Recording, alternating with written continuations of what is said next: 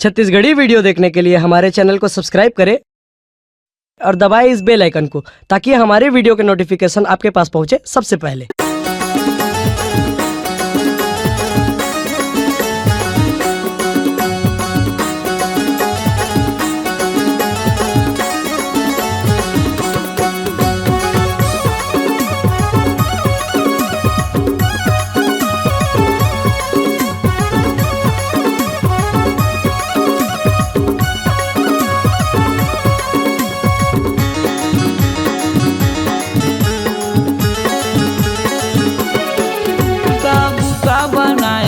गाई मोर बर गाना बजाना का बूता बनाए है गाई मोर बर गाना बजाना।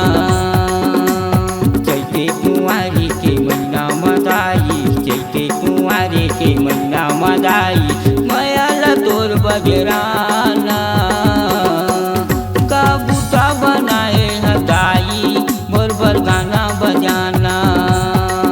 का बूता बनाए है गाई मोर बर गाना बजाना।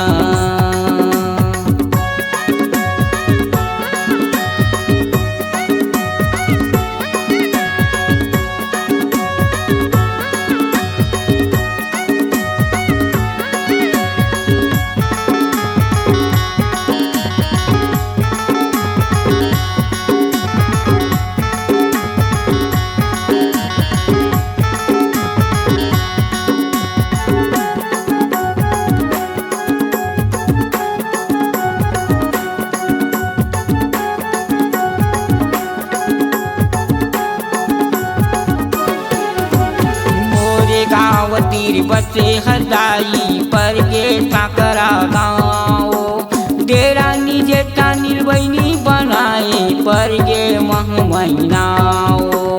डेरा निजे टानिल बहनी बनाए पर गे मह महीनाओ।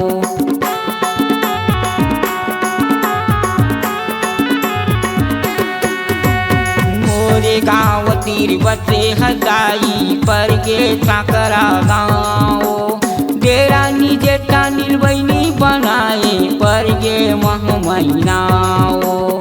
डेरा निजे टानिल बहनी बनाए पर गे मह महीनाओ। अलग बिलग पे लगाई हडेरा, अलग बिलग पे लगाई हडेरा, मयाला तोर बजराना का बूता बनाए हदाई मोर बर गाना बजाना। का बूता बनाए हदाई मोर बर गाना बजाना।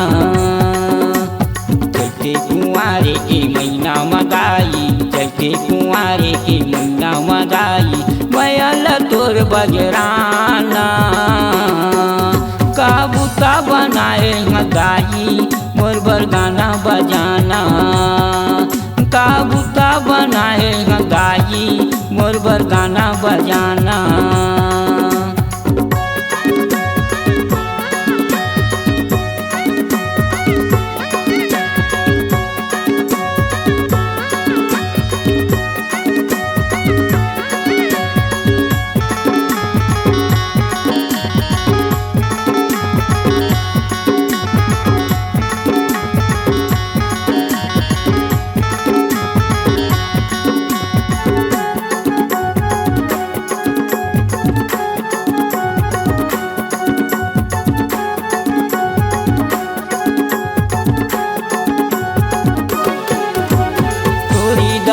दूरिया दूरिया के नरी नारी मने आके पानी फूल नरियल चढ़ा के मन के मनौती मनाते।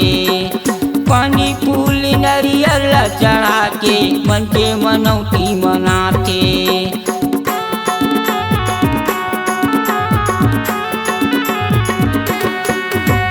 तोरे दरख दूरिया दूरिया के नरी नारी मने आते। पानी फूली नरियल चढ़ा के मन के मनौती मनाते। पानी फूली नरियल चढ़ा के मन के मनौती मनाते।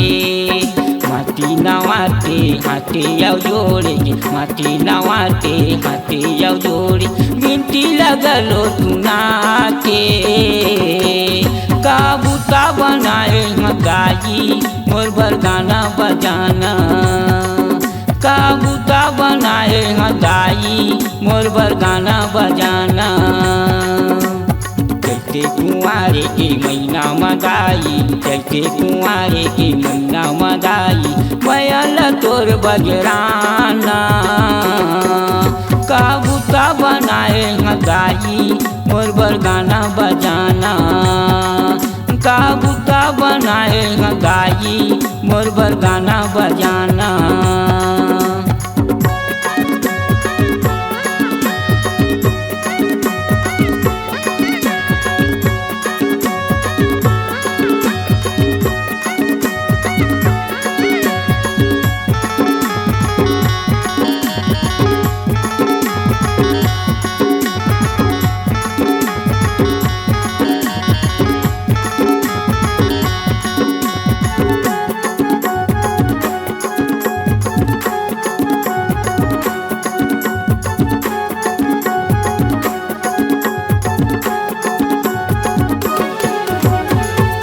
पुनवासी के मेला भराते सबो भाई बहनी जाते आनी बानी केरी चोली झूल के ढेलवा गलो झूलाते आनी बानी केरी चोली झूल के ढेलवा गलो झूलाते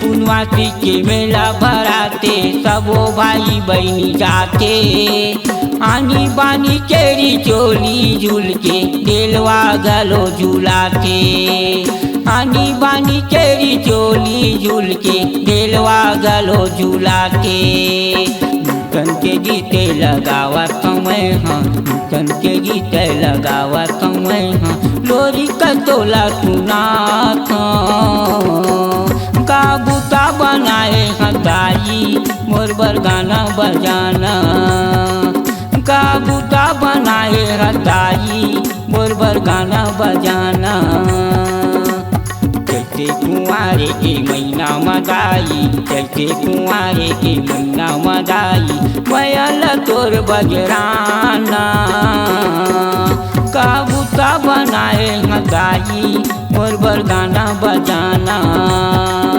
काबूता बनाए गाई मोर बर गाना बजाना काबूता बनाए गाई मोर बर गाना बजाना काबूता बनाए गाई मोर बर गाना बजाना काबूता बनाए गाई मोर बर गाना बजाना।